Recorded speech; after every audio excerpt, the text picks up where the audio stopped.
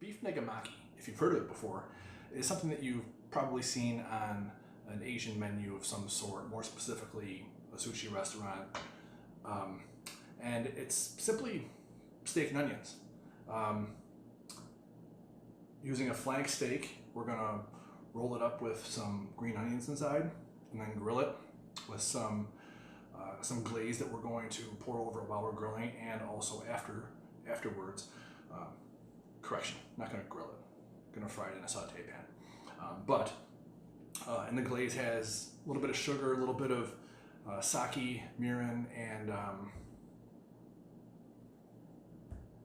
soy sauce. So we're going to get started here. I'm going to first cut a few pieces off of here to kind of even us out.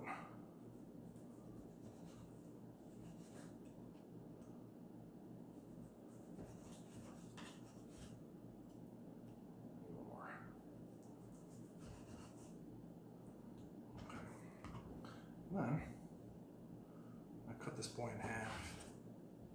I'm going to go over here and do the same thing to the rest of them.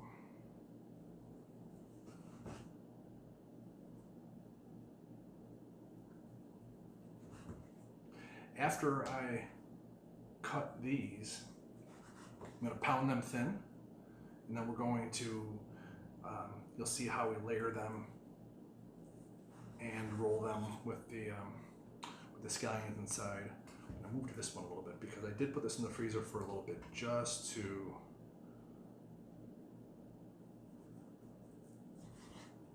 firm it up a little bit. I'm glad I did too.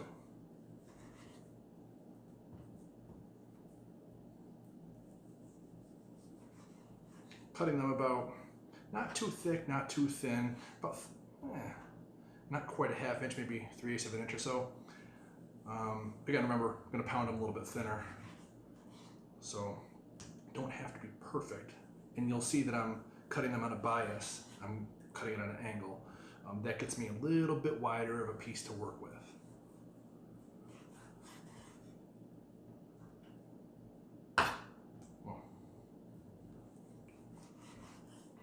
All right, I'm going to finish cutting these up, then get them layered, get them pounded, get them layered. And then when I pound it, I'm going to put plastic over it, lightly hit it with a meat tenderizer to get them nice and thin.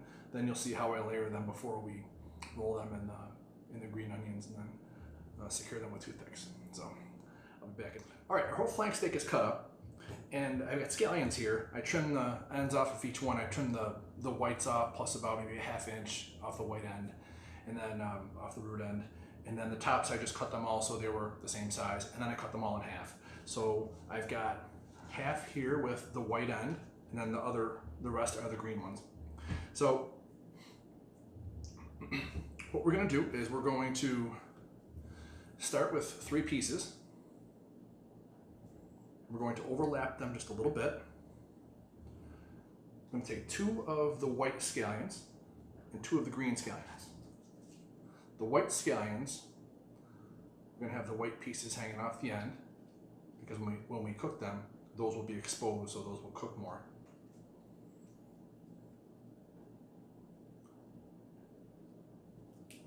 And then bunch them up and roll it up.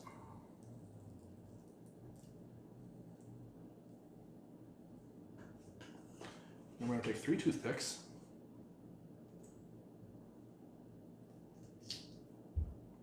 It's a good idea to get right through the scallion, or one of them. Keep everything together real nice. That's one. And repeat until we're finished. Ideally, when you have your flank steak, it's ideally rectangular, and then it tapers at the end. So that's why I cut those few pieces off at the beginning, to make it a good sized rectangle, or a nicely shaped rectangle.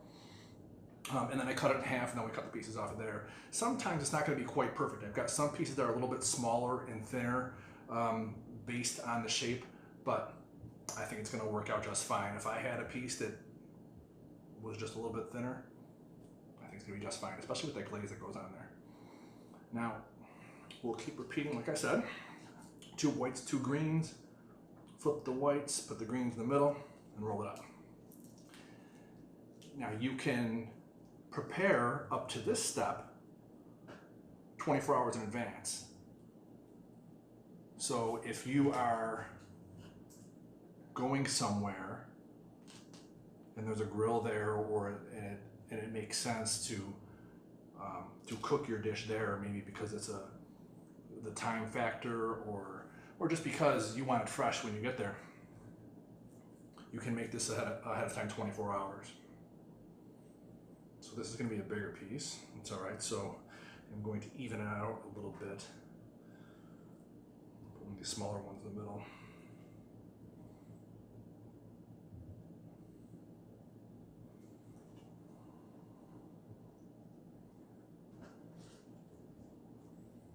Well, it's like a double one anyways. Because I think I might be short on scallions, so we'll see what happens.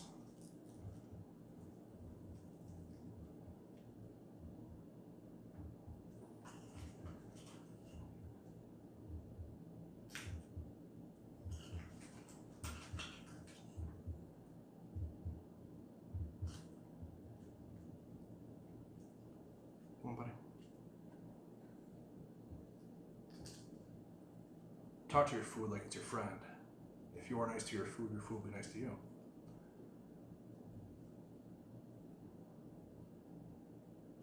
Of course, I dream about food, so it kind of makes sense. The toothpicks don't have to be perfect. When everything cooks, it's going to gel together really nicely.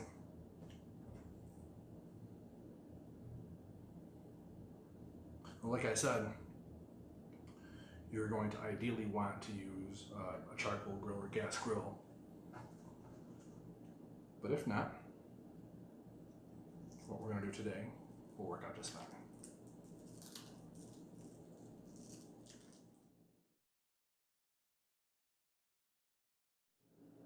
We have our beef Negimaki pieces here all rolled up nicely. You can see the whites of the green onions are sticking out. So there's like 4 pieces in each one, 2 pieces with the whites, and then the greens are inside there. Rolled them up, toothpicked them. So this is meant to be cooked on a grill, a gas grill, because with a gas grill you have the grate that gets hot and heats it, and it's going to heat the bottom of whatever is on there. But the heat also rises up in between the grates, and is going to provide a heated area for the rest of it, even the stuff that is not on the grate itself. We're not going to get that on our frying pan here, on our saute pan. So what's going to happen is it's probably going to be a little more difficult to get all of it heated all the way around, all the way through, but we'll do our best. And I've got some of the glaze here. I think we're going to have a good amount of it. So I'm going to brush some of the glaze on each of the pieces. And I don't want to crush the toothpicks here, so we're just going to set these right on here. And I think that what I'm going to do is I think this through my head. I'm going to get these on here. Make sure I get some oil on them. I'm going to brush them.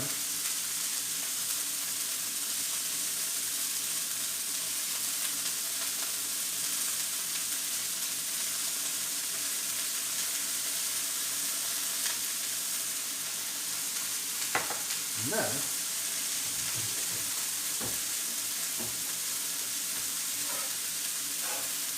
smells so good. And then I'm going to cover it up a little bit.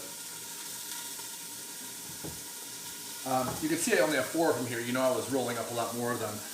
I'm not going to make them all at one time, just because I probably won't eat all of them. I'm going to eat some other stuff too with it. So that's going to be fine. Let these go a few more seconds. I don't have the heat on too much here. A little more. So this might negate what I said about not being able to cook it all the way through. I'm going to shut the vent on here. I'm trying to heat up just a little bit more. We're about medium heat here.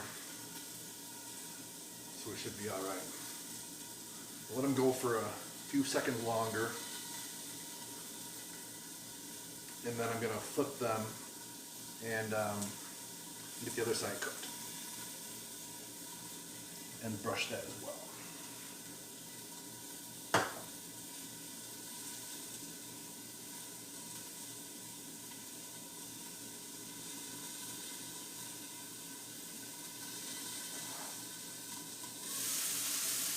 Let it rest.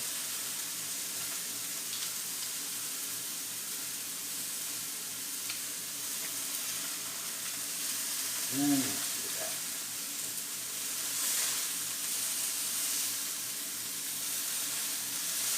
That's a nice char. Real nice. So we'll brush these.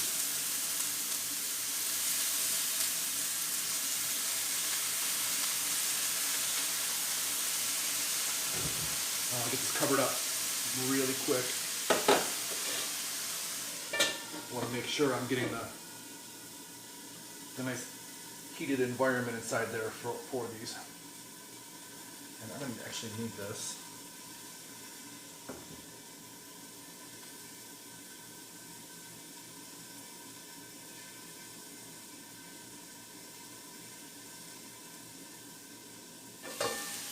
Yeah, that's cooking through real nice. Okay, we're going to get these cooked, get them over, and then I'll see you over here when we slice them up into pieces and glaze them one more time.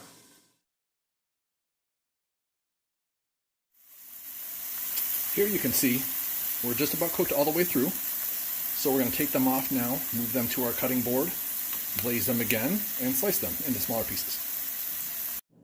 You can see here our Negimaki is nicely grilled. What we're going to do now is remove the toothpicks.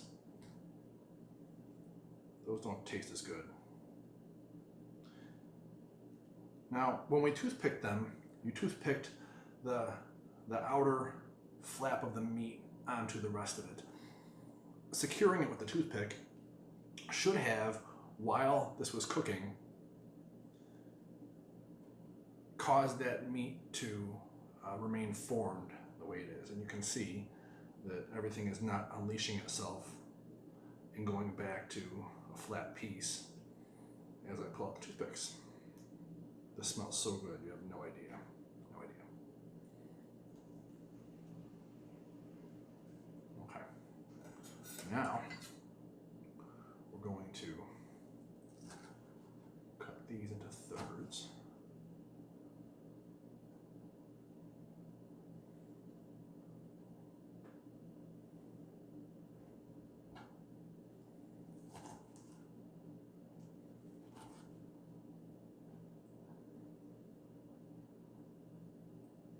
What are you doing?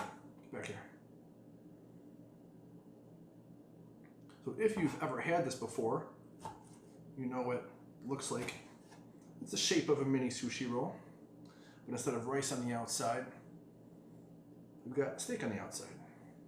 A very tasty and delectable smelling flank steak, I might add. So we're going to again brush the tops of these because we have some. You can dab them a little bit.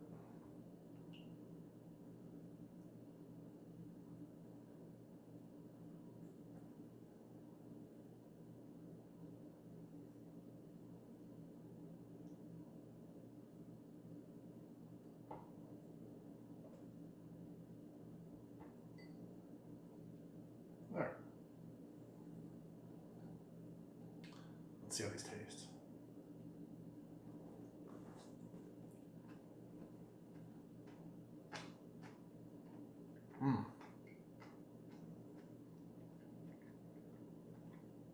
You can't go wrong. Quick, easy, and very, very tasty. I think the most time-consuming piece of it was probably making the sauce, which is only about 10 minutes. Then maybe slicing up the meat, but it's well worth it. And everyone's gonna love it too.